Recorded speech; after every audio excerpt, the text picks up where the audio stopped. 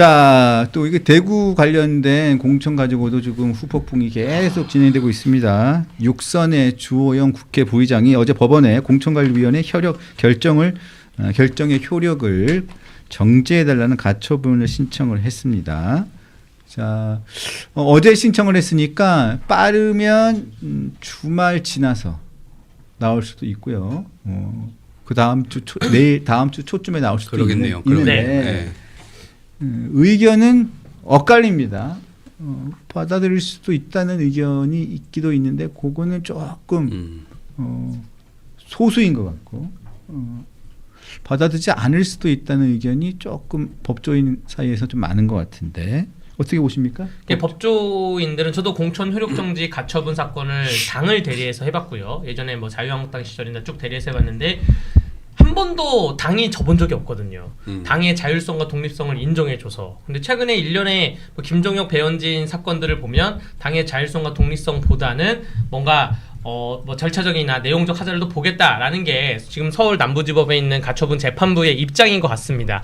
그래서 다소 긴장된 상태긴 하지만 그럼에도 불구하고 이 공천 효력정지 가처분의 특수성에 비추어 보면 국민의힘이 그 담당하는 법률 대응만 열심히 하면 가처분이 인용될 가능성은 현저히 낮지 않을까 저는 생각을 합니다. 전략적 판단에 의해서 그 공천 컷오프를 한 것이기 때문에 또 컷오프를 한 2명 중에 한 분만 소송 걸었고 한 분은 안 걸지 않았습니까? 그런 걸 봤을 때 가처분이 인용할 가능성은 낮다. 근데 말씀하신 것처럼 결과는 빨리 나올 겁니다. 공천 효력정지 가처분은 징계 효력정지 가처분보다는 그 결과가 엄청나게 빨리 나온다는 걸로 알고 있습니다. 네. 절차상 하자는 제가 볼 때 없어요. 없기 때문에 근데 이제 이거를 하는 이유는 주호영 의원이 그냥 탈당 명분을 쌓는 거 아닐까? 끝까지 나는 어쨌든 법적 다툼까지 한번 해보고 끝까지 최선을 다하는 모습을 보여주고 그래도 안 되면 나는 내 길을 가겠다. 당에서 그때까지 다른 어떤 수를 가져와 봐라 라고 얘기를 하고 있는 건데 대항력이 별로 안 될 것 같아요. 그래서 왜냐면 이번에 이정현 공관위원장이 후퇴를 하게 되면 진짜 집에 가셔야 되거든요.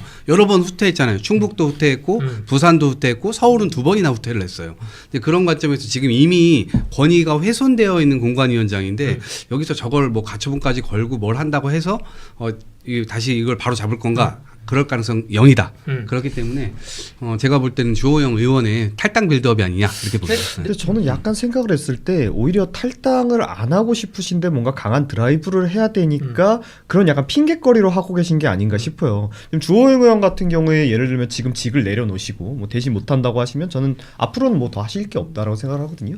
그러면 보통 쉽게 내려놓지 못해요. 뭐 남들이 보기에는 뭐 6번이나 국회의원 했고 하면 아닐 수도 있다고 하지만 보통 정치권에 계시면 6번 했으면 7번 하고 싶고 7번 하면 8번 하고 싶어 하시기 때문에 지금 본인이 뭔가 강하게 액션은 해야 되는데 진짜 탈당은 못 하겠으니까 그런 의미에서 어떤 법적으로 액션을 하시는 게 아닌가 저는 그렇게 생각을 해요. 근데 지금 슬픈 상황이 앞서 얘기하신 바와 같이 원래는 가처분 이게 될 건 아니죠. 그런데 최근에 이제 있었던 국민의힘 가처분 사건 워낙 좀 당이 패배하는 이상한 모습으로 나오다 보니까 국힘 내부에서 있는 이런 가처분을 담당하시는 분들이 지금 업무를 조금 잘 안 하고 계신 게 아닌가 이런 얘기들이 자꾸 나옵니다. 뭐 이준석 대표 사건 가처분도 했던 사람으로서 그때는 제가 살펴보니까 제가 17번의 서면을 냈더라고요. 증거를 48개를 내고. 진짜 최선을 다했네. 그러니까 뜨면 내는 거야. 뜨면. 그러니까 아까 말한 김영한 그 충북지사 관련 삭발도 뜨면 그것도 내고 쫙 써서 내고 막 그러니까 이런 식으로 가처분 사건은 제가 이전에 공천 효력정지 가처분 사건도 저는 하루에 하나씩 냈더라고요. 하루에 2개씩 내던가. 자다가 생각하면 내고 뭐 이런 식으로 했는데 이렇게 대응을 좀 할 일이 없었어요. 그때는 안 바빴죠. 지금 바쁘고 그때는 사건도 없고 안 바빴고 그래서 의뢰인을 위해 그래서 열심히 해주시는 거죠. 네. 여러분들 변호사 선임할 때는 안 바쁜 변호사를 선임해야 됩니다. 그래야 된다는 말씀을 드리면서 이게 제가 내부적으로 건너 취재를 해보면 주호영 의원실에서 탈당 얘기가 나오지는 않는다고 합니다. 탈당에 대한 생각은 없다고 해서 저도 탈당하지 않으시고 계속 갔으면 좋겠다는 생각을 드리는데 그럼 왜 가처분 신청 왜 했냐?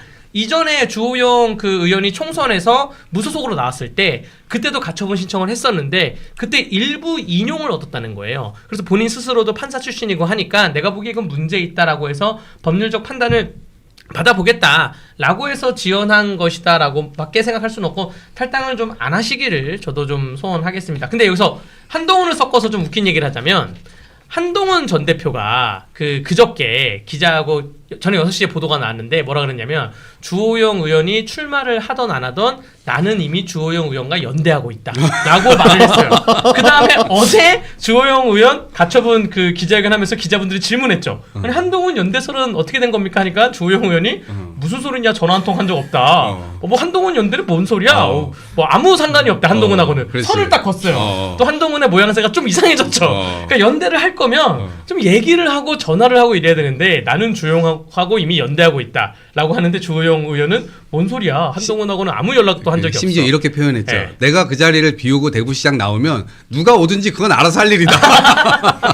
그러니까 예. 저는 아무 소리도 안 했습니다. 자, 주호영 국회 부의장 어제 이야기를 잠깐 한번 들어보겠습니다. 이후에 탈당이나 무소속 출마에 대해서 검토하고 계십니까? 가처분이 받아들일 거라고 보고 있기 때문에 그 점에 대해서는 너무 아직 많이 판단해 보지는 않았고요. 모든 경우의 수에 대해서 다 준비하고 있다. 자, 모든 경우의 수에 대해서 다 준비하고 있다. 이렇게 얘기했어요. 무소속 출마에 대해서는 아직 판단을 해보지 않았고요. 이렇게 얘기를 했는데 제가 통화해본 결과로도 아직까지는 판단을 하지는 않은 상태입니다. 자, 근데 저는 아직도 의문이 되는 게 있어요. 어제 민주당 정청래 대표가 김부겸 전 총리를 만나서 출마를 강력히 권유하는 퍼포먼스를 했죠. 그건 퍼포먼스고 벌써 김부겸 전 총리의 대구시장 출마는 한 3, 4주 전부터 결정이 된 사안이라고 봐야 되는 거지 않습니까? 네. 그런 상황에서 보면 여러 언론에서 보면 대구 지역 언론이든 중앙 언론이든 간에 여론조사를 꽤 많이 했습니다. 이게 보면 김부겸 전 총리하고 양자 대결이든 뭘 하면 오차 범위에서 경쟁을 할 수 있는 사람은 두 사람이에요. 두 사람. 이진숙 전 위원장, 주호영 국회 부의장인데 이 두 사람이 컷오프가 됐어요. 저는 다른 건 잘 모르겠고 그럼 가장 경쟁력이 있는 후보란 뜻이잖아요. 네. 그런데 이 두 사람을 제끼고 오차 범위 밖에 떨어져 있는 후보들끼리 경선을 해가지고 후보를 정하겠다. 그러고 나니까 주호영 부의장은 가처분도 내고 무소속 출마 가능성에 대해서도 계속 언급을 하고 있는 상황인데 이렇게 되면 대구가 점점 더 국민의힘에서 여론이 멀어질 수밖에 없지 않느냐. 저는 이런 생각이 들거든요. 자. 그러니까 국민의힘의 공천 원천 배제 5대 기준이라고 세워놨었거든요. 뭐 지위를 이용한 갑질, 공천 비리 같은 공천 헌금 비리, 뭐 지역 내 권력 남용, 또 뭐 가족들까지 살피는 뭐 이른바 뭐 성비나 음주운전 같은 비리, 또 그 외에 상식적인 사회적 무리. 지금 공천 배제하는 데 있어서 이러한 설명이 있어서 이러한 게 해당됐다라고 해서 배제하겠다. 이러면 당원들이 납득을 하는데 공관위가 주호영 이진수 컷오프에 대해서는 충분한 설명이 좀 부족합니다. 또 청주시장 이범석도 그렇고요. 지금 또 울산도 그렇고요. 울산 박맹우 전 시장도 그렇고 어떠한 공관위가 하고 있는 지지율이 가장 높은 본선 경쟁률이 가장 높은 사람들에 대해서 컷오프하는 것에 대해서 원칙이 일관된 것도 아니고 또 설명도 좀 부족하다는 생각이 들어서 설명을 안 할 거면 설득이라도 먼저 했었어야 돼요. 먼저 설득을 충분히 하고 그 다음에 전략적으로 컷오프를 했다 설명이 들어가야 되는데 그러한 부분이 공관위를 제가 당원으로서 바라보기에는 다소 매우 아쉽죠. 매우 아쉽고 이러다가 정말 대구시장이 지게 된다라고 한다면 국민의힘 이 후폭풍 누가 감당할 것입니까? 네. 그러니까 저는 장동혁 대표의 이 역량이 굉장히 낮다. 지금 이 보여주는 수준 자체가 되게 낮다. 왜 그러냐면 정치가 사라졌잖아요. 국민의힘 내부에서 대화와 타협 이런 거 사라졌고 동료의식 다 사라졌습니다. 무조건 대결주의니까 당내 검찰이라고 할 수 있는 그동안 윤리위를 활용해가지고 반대파들을 척결하는 일들을 했습니다. 근데 느닷없이 고성국 씨 막 윤리위에 회부되고 막 이러니까 6월 3일까지 이거 더 이상 멈춰라 라고 얘기를 했어요. 본인은 자기 윤리위는 독립적이라고 했으면서도 본인이 멈추라고 하니까 이상하게 또 윤리위가 멈췄어요. 그리고 난 다음에 뭐가 들어왔냐면 공관위가 들어왔습니다. 공관위가 그거를 재단하는 역할들을 막 하는 거예요. 사람들 잘라내고 막 이런 역할들. 그래서 사실상 당내 검찰 역할들을 공관위가 하고 있다라고 하는 건데 그 기준이 말씀하신 대로 자의적 기준으로 하고 있는 거예요. 1, 2등을 잘라낸다는 게 말이 됩니까? 경선을 해가지고 어떻게 하면 화합해서 똘똘 뭉쳐서 이겨야지 이런 생각을 할 텐데 그게 아니라 지금 저는 약간 친이계라고 해야 되나? 친이계 숙청 이런 것들을 이 헌칼을 들고 와가지고 지금 그걸 하고 있다. 근데 그게 또 잘 안 먹힌다라는 생각이 들고 그리고 그 이면에는 이런 걸 할 수 있는 이면에는 대구는 뭐 우리가 따놓은 당상이지 대구 시민들을 우리가 아무리 기행을 해도 다 찍어줄 사람들이야. 이 사람들은 국민의힘만 좋아해라고 생각하는 그런 오만함이 그대로 발현되고 있다. 그런 기조에서 지금 이런 일들이 이루어지고 있는 게 아닌가? 실제로 지금 대구 민심이 어떤 느낌이냐면 국민의힘 너네 우리한테 뭐 맡겨놨어? 이런 식으로 얘기들을 많이 하세요. 그러니까 우리가 이제 이 보수 정권이 지금까지 어떤 대구의 절대적인 지지를 받다 보니까 오히려 굉장히 소홀했던 면들이 많은데 그럼에도 찍어주셨단 말이에요. 그런데 이번에는 그거 이제 더 이상 임계점을 저는 넘었다라고 봐요. 지금 이제 이정은 공관위원장의 어떤 그 공관위원장으로서의 권위가 완전히 없어진 상태잖아요. 그게 왜 그러냐면 공천이니까 어떤 공정성을 가지고 공천을 하면 너무 좋죠. 그렇게 해서도 권위가 생기죠. 하지만 정치에서 사실 뭐 공천이 언제나 이루어지긴 쉽지 않죠. 대부분 사천이 이루어질 수밖에 없는데 그러면 최소한 이기는 사천을 해야 돼요. 전략적인 사천을 하면 욕은 먹더라도 그래도 저렇게 해서 이기면 결국 공관위원장이라는 게 선거 이기려고 하는 거 아니냐 이런 평가를 받을 수 있는데 악역을 앞서 맞는 거죠, 얘기하신 원래. 대로 지금 가장 경쟁력 있는 두 사람을 컷오프해버렸는데 거기에 대해 설명도 못해요. 그리고 본인 뭐 SNS에서 서울에서는 뭐 어떻게 했고 부산에서 근데 그거 쭉 읽어보면요 결국 나는 아무런 기준도 없고 아무런 이것도 없이 했다는 걸 스스로 인정하시고 자평을 하시는 거예요. 그러니까 어떤 권위가 생길 것이며 그런 공간이 하에서 어떻게 선거를 이끌어 나갑니까? 정말 슬픈 게요. 우리 한번 생각해 봅시다. 이 보수 정권에서 국민의힘에서 우리가 이렇게 하면 그래도 대구에서 이길 수 있습니다. 그래도 혹은 쉽게 지지 않을 것입니다. 국민의힘에서 대구 선거 논평하면서 이런 말 나온다는 게 이게 있을 수 있는 일입니까?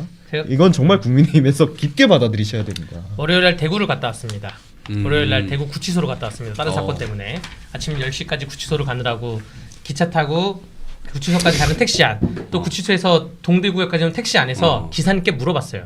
오는 기사님께 택시 타자마자 설레는 마음으로 바로 기사님 동대구역이요 그 찍은 다음에 대구시장 선거 분위기는 어때요? 그러니까 기사님이 저를 쓱 보더니 대구 사람 아니죠? 그래서 네 아닙니다. 그러니까 난 김부겸 딱 그러는 거예요. 제가 단 한 명을 만나고 왔는데 대구 사람하고 단 한 명하고 대화했는데 그분이 난 김부겸 이래서 제가 아니 국민의힘도 훌륭한 후보들 많지 않아요? 했더니 그래도 난 김부겸. 난 민주당 엄청 싫어해. 근데도 나는 김부겸은 민주당스럽지 않아서 김부겸이 좋아 라고 하시더라고요. 그래서 제가 아차 이거 정말 큰일 났구나. 그러니까 정치인들이 국민의힘 정치인들이 보통 대구 가면 서문시장을 방문하잖아요. 서문시장 방문하면 거기서 다 세팅돼 있고 만들어진 자리에서 얘기 나누고 간 다음에 하는데 말고 정말 실질적으로 대구에 있는 택시기사님이나 길거리에 있는 사람들을 인터뷰해가지고 여론을 수집해야 된다는 것이죠. 직접적인 얘기를 들어보면 얘기가 좀 달라질 수 있다 생각이 들면서 지금은 공천관리위원회라고 그러잖아요. 저희 몇 년 전에는 공천심사위원회라고 했어요. 왜 그랬냐면 근데 공천위원들이 뭘 심사를 하냐 그냥 행정적인 관리만 해라 라고 해서 사실은 공관위원장은 정치를 하는 자리가 아닙니다. 뭔가 행정적인 자리예요. 관리만 하는 자리. 근데 이정현 공관위원장께서 지금 SNS에 글을 하루에도 2-3개씩 쓰고 계세요. 지금 비대위원장 역할을 하고 일일이 쓰고 있어요. 이게 좀 바람직하지 않을 수도 있다는 생각이 들면서 이재명 대통령 비슷하네. 그 X에 올리는 엑스맨 약간 비슷하신데 여기서 장동혁 대표는 뭐냐? 장동혁 대표랑 공관위는 다르게 가고 있다는 게 제가 좀 보여지는 게 장동혁 대표는 지난 주말에 조기룡 충주시장을 가가지고 설득을 했죠. 장동혁 대표는 굉장히 공관위가 어떠한 결정을 내리는 거는 개입 안 하고 공관위 결정으로 인해서 다른 곳으로 불똥이 튀면 그걸 수습하기 위해서 전국적으로 고군분투하면서 다니더라고요. 그러한 당대표의 마음은 좀 이해가 되고 공관위의 결정이 장동혁 대표의 결정과 좀 이어지는 건 아닌 것 같다. 장동혁 대표가 오히려 공관위 결정으로 인해서 고군분투하는 것 같다라고 저는 생각이 됩니다. 예. 자, 알겠습니다. 일단은 대구는 진행이 되는 과정을 좀 봐야 되는데 큰 변수가 없을 것 같기는 한데 그 변수는 주호영 국회 부의장의 무소속 출마 여부겠죠. 이 부분을 좀 지켜봐야 될 것 같은데 제가 알기로는 제가 통화를 해본 상황으로는 주변에서 엄청나게 무소속 출마는 재고를 해달라. 있고 지금 많이 지금 말리고 있는 상황입니다. 그래서 이 상황이 어떻게 진행될지는 좀 지켜봐야 될 것 같습니다.